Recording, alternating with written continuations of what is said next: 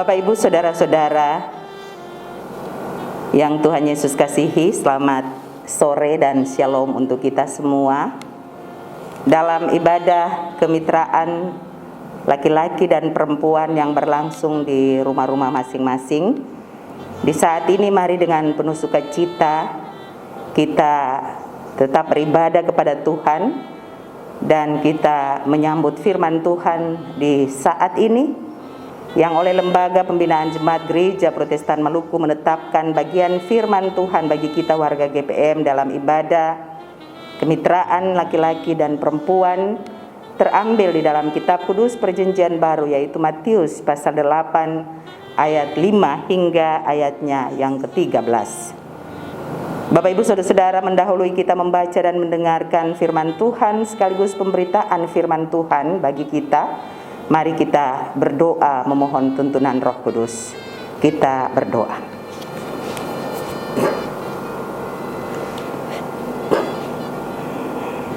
Ya Allah, di dalam Yesus Kristus firman yang hidup, di dalam persekutuan yang kami bangun di tengah pandemi COVID-19 yang mendunia ini, kami ingin untuk mendengarkan firman-Mu. Sebab kami percaya firman-Mu adalah kekuatan bagi kami untuk menghadapi segala hal yang terjadi, termasuk yang mengancam kehidupan kami sekalipun.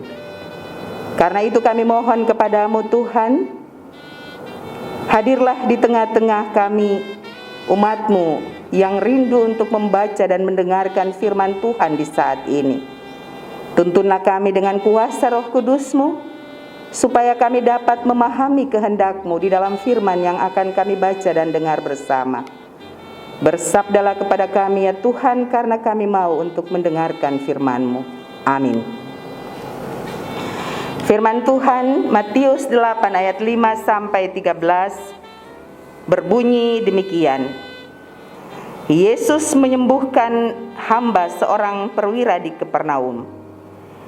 Ketika Yesus masuk ke Kapernaum, datanglah seorang perwira mendapatkan dia dan memohon kepadanya, "Tuan, hambaku terbaring di rumah karena sakit lumpuh, dan ia sangat menderita." Yesus berkata kepadanya, "Aku akan datang menyembuhkannya." Tetapi jawab perwira itu kepadanya, "Tuan, aku tidak layak menerima Tuan di dalam rumahku. Katakan saja sepatah kata, maka hambaku itu akan sembuh. Sebab aku sendiri seorang bawahan, dan di bawahku ada pula prajurit. Jika aku berkata kepada salah seorang prajurit itu, 'Pergi,' maka ia pergi, dan kepada seorang lagi, 'Datang,' maka ia datang, maupun kepada hambaku, 'Kerjakanlah ini,' maka ia mengerjakannya." Setelah Yesus mendengar hal itu, beranilah ia dan berkata kepada mereka yang mengikutinya, "Aku berkata kepadamu, sesungguhnya iman sebesar ini tidak pernah aku jumpai kepada seorang di antara orang Israel. Aku berkata kepadamu, banyak orang akan datang dari timur dan barat dan duduk makan bersama-sama dengan Abraham, Ishak, dan Yakub di dalam kerajaan sorga. Sedangkan anak-anak kerajaan itu akan dicampakkan ke dalam kegelapan yang paling gelap. Di sanalah akan terdapat ratap dan teriak, serta kertak gigi." Lalu Yesus berkata kepada perwira itu, "Pulanglah, dan jadilah kepadamu yang engkau percaya." Maka saat itu juga sembuhlah hambanya. Demikianlah bunyi firman Tuhan bagi kita di saat ini. Bapak, Ibu, Saudara-saudara jemaat yang Tuhan Yesus kasihi, kita baru saja membaca bagian firman Tuhan yang terambil di dalam kitab Matius pasal 5 ayat 9 sampai dengan ayat yang ke-13. Dengan judul bacaan, Yesus menyembuhkan hamba seorang perwira di Kapernaum. Dari firman Tuhan tadi, saya tidak perlu menjelaskan secara panjang lebar atau menceritakan kembali cerita di dalam bacaan ini. Tetapi mari kita melihat bagian firman Tuhan ini yang memiliki nilai hidup yang penting bagi kehidupan kita sebagai orang percaya. Yang pertama, saudara-saudara, ada hal yang menarik yang kita lihat dari bagian firman Tuhan ini, bahwa ketika Yesus masuk ke Kapernaum, tiba-tiba datang seorang perwira dan ia datang memohon kepada Yesus. Perwira ini meminta kepada Yesus untuk menyembuhkan hambanya yang sementara terbaring lumpuh dan ia sangat menderita.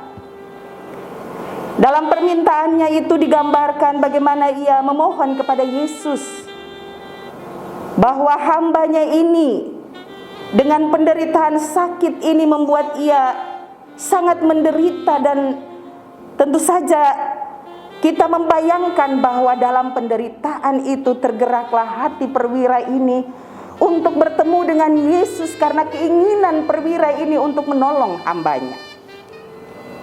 Kepedulian perwira ini adalah merupakan sesuatu yang bernilai, sebab tidak mungkin seorang yang memiliki di dalam kapasitas sebagai tuan, sebagai orang yang besar dalam tatanan masyarakat, ia harus datang untuk kebutuhan seorang hamba. Apalagi kita tahu konteks seorang hamba pada masa lalu. Seorang hamba adalah seorang yang telah dibeli oleh tuannya. Ia tidak punya kebebasan untuk bisa menikmati kehidupan yang bebas dan layak. Namun di dalam bagian ini digambarkan perwira ini sangat peduli kepada hambanya yang menderita. Kepedulian ini mendorong ia untuk datang dan bertemu dengan Yesus. Padahal perwira ini bukanlah orang Israel. Ia adalah orang yang berlatar belakang, bukan orang yang percaya kepada Yesus. Namun mendengar tentang Yesus membuat ia berkeinginan untuk meminta pertolongan dari Yesus untuk menyembuhkan hambanya yang sementara sakit. Bapak, Ibu, saudara-saudara, apa yang bisa kita maknai dari cerita ini? Apa yang kita bisa maknai dari kepedulian seorang perwira kepada hambanya ini? Saudara-saudara, kita dituntun dalam tema mingguan gereja dan tanggung jawab penyembuhan berbagai penyakit dalam masyarakat. Tema ini mengingatkan kepada kita atau memberikan arah kepada kita sebagai gereja. Gereja dalam arti persekutuan. Gereja dalam arti saya sebagai gereja, saudara-saudara sebagai gereja, kita sebagai gereja. Tanggung jawab kita tidak saja kita bergumul dengan persoalan-persoalan di dalam jemaat ini, tetapi tanggung jawab bagi masyarakat adalah juga tanggung jawab panggilan pengutusan yang Tuhan embankan kepada kita semua. Karena itu, gereja tanpa terkecuali dalam tema ini diarahkan untuk kita dapat mengupayakan berbagai penyembuhan penyakit yang terjadi di dalam masyarakat. Entah penyakit secara fisik maupun secara jiwa. Sebab kita tidak saja menemukan banyak orang yang sakit di sekitar kita. Mereka menderita penyakit yang menggerogoti kehidupan mereka, tetapi juga mereka yang mengalami penyakit-penyakit sosial, persoalan-persoalan hidup, rumah tangga, pekerjaan, relasi-relasi hidup dengan sesama, dengan alam yang membuat mereka berada dalam kehidupan yang sulit. Mereka berada dalam belenggu penyakit-penyakit masyarakat yang menggerogoti kehidupan mereka. Dan kita membayangkan bagaimana kita ketika mengalami sakit, kita tidak berdaya, kita lemah, kita membutuhkan orang lain. Karena itu kalau ada yang peduli, maka hari ini mari kita belajar dari kepedulian seorang perwira besar ini. Ia tergerak hati. Ia tidak sekedar mengasihani hambanya yang sakit. Ia tidak mengenal Yesus dengan baik, tapi dari mendengar, ia yakin bahwa orang ini bisa menyembuhkan hambanya. Dan karena keinginan menolong yang kuat membuat ia berjalan dan bertemu dengan Yesus. Ia menemui Yesus. Karena itu, di tengah menghadapi berbagai penyakit-penyakit masyarakat ini, sebagai gereja, kita harus belajar untuk peduli dengan orang. Di tengah pandemi COVID-19 ini, kita tidak sekedar untuk menyelamatkan diri kita sendiri dari bahaya dan ancaman COVID-19. Tapi tanggung jawab kita juga adalah bagaimana kita bisa menyelamatkan orang lain dalam kebersamaan hidup, persekutuan hidup, bahkan juga dalam komunitas masyarakat kita. Karena itu anjuran untuk tertib di dalam protokoler kesehatan adalah bagian dari cara kita mengambil bagian menyelamatkan diri kita dan juga menyelamatkan orang lain. Mari kita tertib untuk mengikuti arahan pemerintah dengan hikmat kita, dengan kesadaran yang sungguh. Kita menghindari untuk berada dalam kerumunan orang banyak. Kita bepergian untuk kepentingan yang penting. Kalau tidak ada sesuatu yang penting, sebaiknya kita menghindari untuk tidak bertemu di dalam jumlah yang banyak. Jangan lupa untuk selalu memakai masker. Jangan lupa untuk mencuci tangan. Semua yang kita lakukan itu sesungguhnya untuk menyelamatkan hidup kita, tapi juga menyelamatkan kehidupan orang lain. Jangan kita acuh tak acuh. Jangan kita ikut tergoda dengan berbagai hoaks yang kita temukan di dalam media-media, di HP-HP kita. Tapi kita belajar untuk bisa membantu dan turut mengambil bagian di dalam upaya menyelamatkan diri kita dan orang lain. Di tengah berbagai masalah-masalah kehidupan orang lain, ingatlah Bapak Ibu, saat kita mungkin susah, kita harus ingat bahwa ada orang lain yang juga sakit.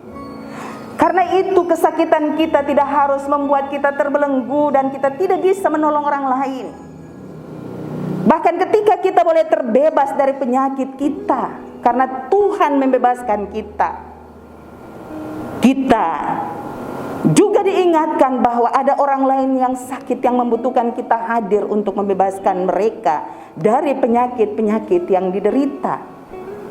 Pada hari Minggu, dalam khotbah hari Minggu, kita diajar untuk belajar dari Yesus yang menyembuhkan seorang yang kemasukan roh jahat.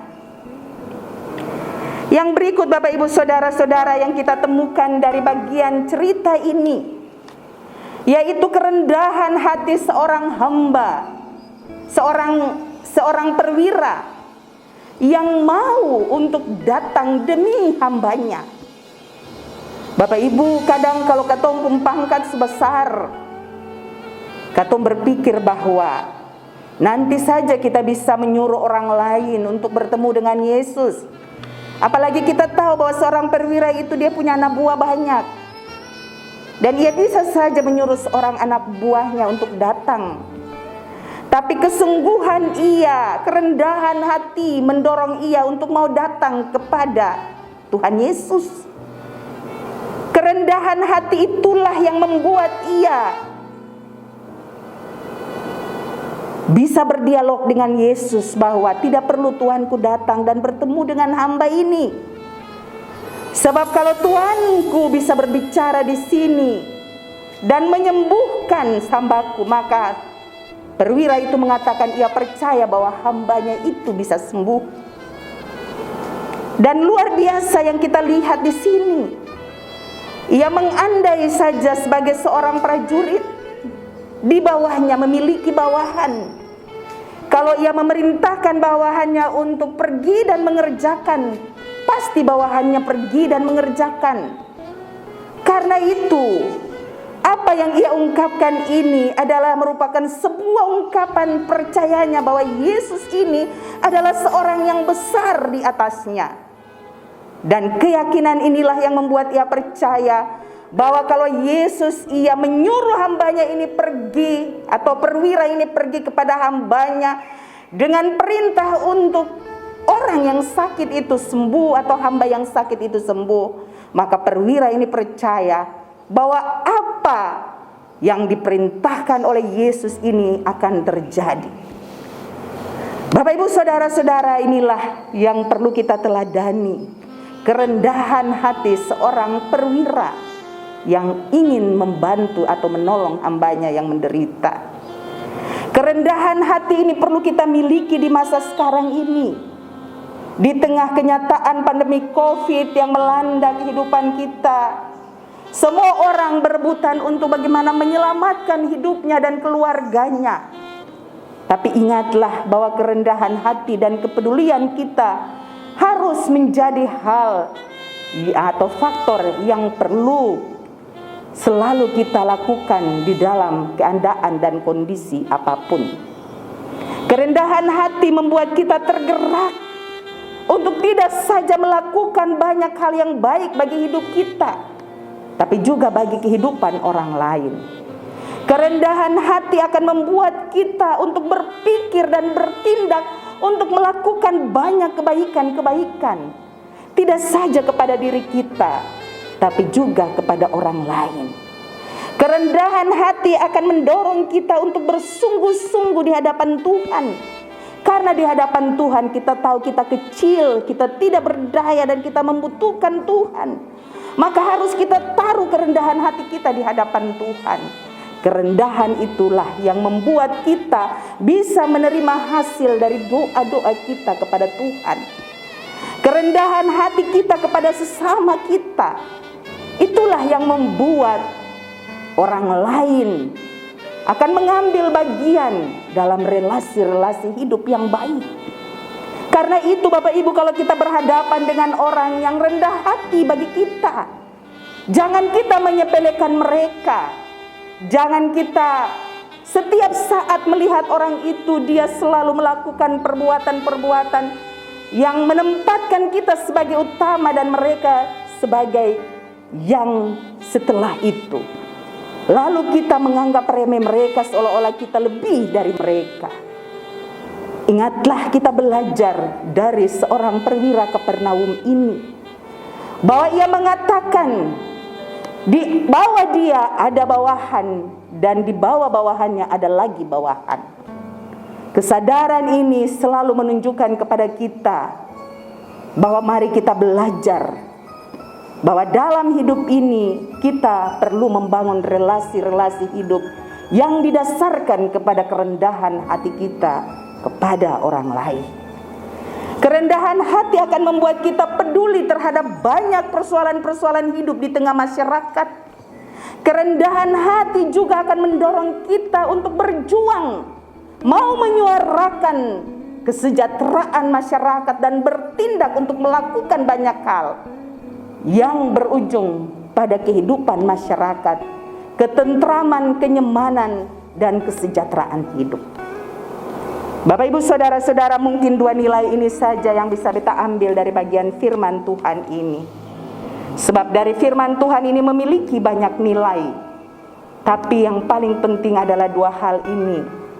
Supaya sebagai gereja saya dan saudara-saudara, kita bisa berada di tengah-tengah masyarakat, di tengah-tengah persekutuan umat ini, turut mengambil bagian di dalam upaya untuk menyembuhkan penyakit-penyakit masyarakat yang melanda kehidupan kita semua. Bapak, Ibu, Saudara-saudara, kiranya Tuhan menolong kita semua. Di tengah pandemi COVID-19 ini, saya mau bilang kepada jemaat GPM Somlaki, kita bersyukur karena kita masih bisa beribadah kepada Tuhan. Mari kita percaya bahwa kita punya Tuhan yang berkuasa untuk menjaga kita. Tapi Ia menjaga kita dengan cara Ia memberikan hikmat kepada kita untuk bagaimana kita memainkan peran dalam hidup kita, turut mengambil bagian dalam upaya menyelamatkan masyarakat, turut mengambil bagian dalam upaya menyelamatkan diri kita dan keluarga.